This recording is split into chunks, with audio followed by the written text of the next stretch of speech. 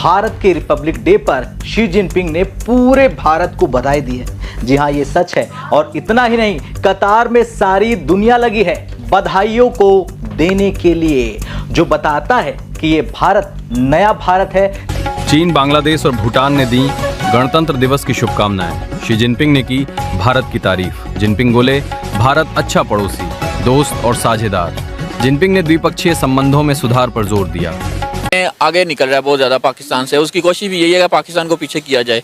उसके हर मुल्क के साथ वो अपने रिलेशन अच्छे बना रहा है। हम लोग बेगर्स हैं, हम लोग भिखारी हैं, तो भिखारियों को पूछेंगे, मैं पूछूंगा, कभी भी नहीं पूछेंगे। आप कभी भी किसी भिखारी के साथ ताल्लुक नहीं बना सकते, और ऐसे ही दुनिया कभी भी किसी भिखारी मुल्क के साथ ताल्लुक नहीं बना सकती। जब आप किसी के साथ जाकर मीटिंग के लिए जाएंगे तो उसके पास जाके हाथ ही फैलाएंगे तो आपको कोई भी जो है बॉदर नहीं करेगा। दुनिया भर से बधाइयों की बौछार, लेकिन सबसे बड़ा ट्विस्ट कहां आया? ट्विस्ट आया चीन के राष्ट्रपति शी जिनपिंग ने भारत को अच्छा पड़ोसी कह दिया है, दोस्त बता दिया है और साझेदार बताकर जोरदार तारीफ कर डाली है। तो वहीं फ्रांस के मैक्रोन ने पीएम मोदी के साथ थ्रोबैक सेल्फी शेयर की। अमेरिका ने डिफेंस से क्वाड तक सहयोग की बात की। Bhutan, Bangladesh, Israel, Ukraine, Belarus सब कतार में लगे हैं। ये क्या है? ये है भारत की ग्लोबल पावर।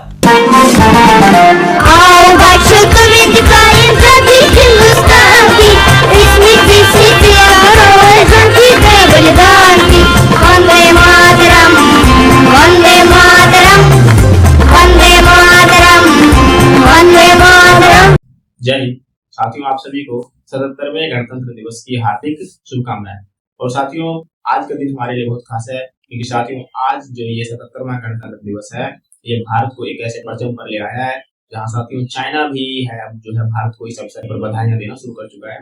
साथियों, ये वही चाइना है जो एक समय पर भारत को किसी भी मामले पर जो है पीछा करने की कोशिश करता था, बेजा दिखाने की कोशिश करता था, लेकिन आज चाइना को इसमें आ गया है। एशिया है, एशिया में भले वो ताकतवर है, लेकिन भारत भी अब एक ऐसा ताकतवर देश बन चुका है जिसका सहारा जो है और साथ जो है उन्हें चाहिए। और साथियों, भारत की ये स्थिति सिर्फ चाइना के लिए नहीं, बाकी दूसरे देश के लिए भी अब महत्वपूर्ण बनता जा रहा है।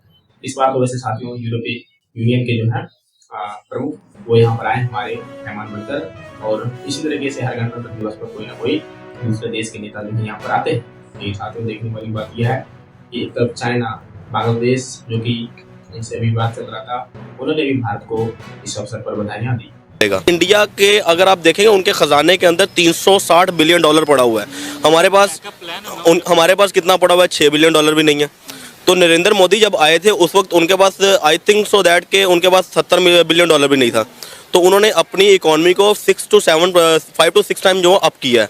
हम अभी तक साल हो गया सलाब से नहीं निकले, और उनके इस तरह के कितने हुए हैं मिसहैप्स वगैरह हुए हैं, उन्हें कोई उनकी इकॉनमी दोबारा स्टैंड हो गई।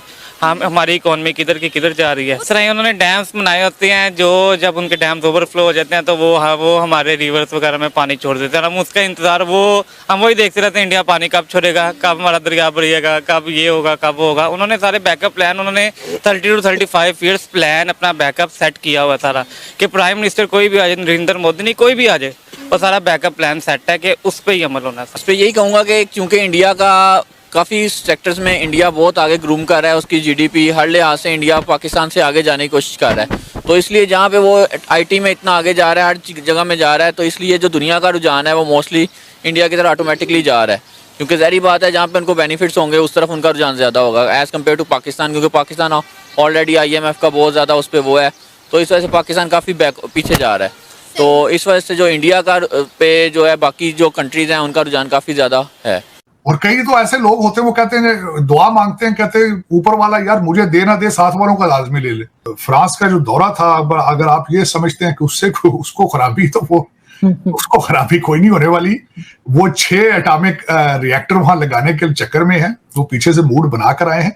और जिस तरीके से उनका एक रोड शो और एक सक्सेसफुल दौरा जा रहा है जयपुर का, मेरा मकसद उनका, तो मैं बल्कि एक चीज लाजमी बताना चाहूंगा कि जिससे मैं बहुत इम्प्रेस हूं, मैं कि मोदी जी जब उनको लेके गए हवा महल के पास, वो जो हैंडीक्राफ्ट्स की चीजें थी, वहां से उन्होंने राम मंदिर का जो स्टैचू लेके दिया, वो मॉडल लेके दिया।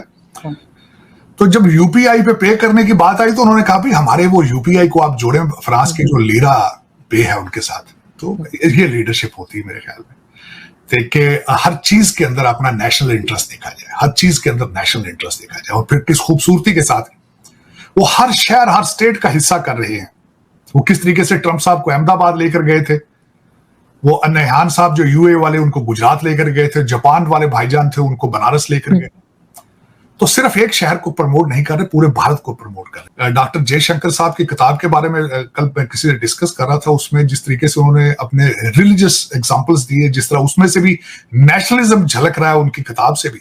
अमेजिंग के such an accomplished person went to Japan for education. His wife is Japanese as well, लेकिन he still has a pride in Indian religion, अपने religion में, और Indian pride है। और इस तरह के कई लोग हैं, तभी वो इस जगह पे पहुंचे हैं। Amazing story, amazing story। और उसमें कई they are very national, he has a tons of people, those are very committed nationalists, वरना इसके बगैर वो इस जगह पे पहुंच ना पाते। देखा जाए तो भारत और अमेरिका के अंदर 191 बिलियन 191.8 बिलियन डॉलर का ट्रेड है, जो कि एक बहुत बड़ा ट्रेड है। चाइना के साथ उनका 135 बिलियन का ट्रेड है, अमेरिका के साथ 191 बिलियन डॉलर। अब वो चांस किस चीज पे ले रहे हैं जो सबसे ज्यादा उनको यूनिक बनाता है? एक तो भारत की अपनी geographic location towards next to China और ताइवान के साथ, दूसरा उनकी इकोनॉमी की ग्रोथ उनको लेवरेज देती है, तीसरी सबसे ज्यादा स्ट्रॉन्ग जो उनको लेवरेज देती है वो अमेरिका के अंदर भारतीय डायस्पोरा है। हर बड़ी कॉरपोरेशन का सीईओ भारतीय। आपने देख लिया है, आज उसको छोड़ दिया, कैमला हैरिस को छोड़ दिया, आज रिपब्लिकन साइड पे भी जो दो कैंडिडेट थे, विवेक रामास्वामी, और अभी तक जो कैंडिडेट सामने खड़ी है मैडम रंधावा जो है, निकी हेली, आज भी वो भारतीय मिजाज है। तो इससे आप थोड़ा सा ये अंदाजा लगाएं कि आप उनके पास लेवरेज है। आज हम इसी पर डिटेल में बात करेंगे, तो चलिए शुरू करते हैं आज का एपिसोड। सबसे पहले बात करते हैं गणतंत्र दिवस की ऐतिहासिकता की। 26 जनवरी एक ऐसा दिन है जो देश का राष्ट्रीय पर्व है। देश का हर नागरिक, चाहे वो किसी भी धर्म, जाति या संप्रदाय से ताल्लुक रखता हो, इस दिन को राष्ट्र प्रेम से ओतप्रोत होकर मानता है। इतिहास की बात करें तो इस दिन भारत का संविधान लागू हुआ। भारत को 15 अगस्त 1947 को अंग्रेजों से आजादी तो मिल गई, लेकिन 26 जनवरी 1950 को भारत एक संप्रभु लोकतांत्रिक गणराज्य घोषित हुआ।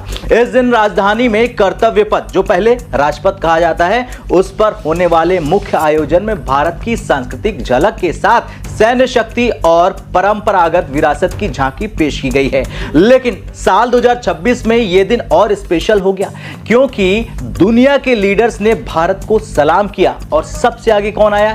चीन। बता दें, चीन के राष्ट्रपति शी जिनपिंग ने भारत की राष्ट्रपति द्रौपदी मुर्मू को बधाई दी और दोनों देशों के बीच संबंधों में सुधार की सराहना की।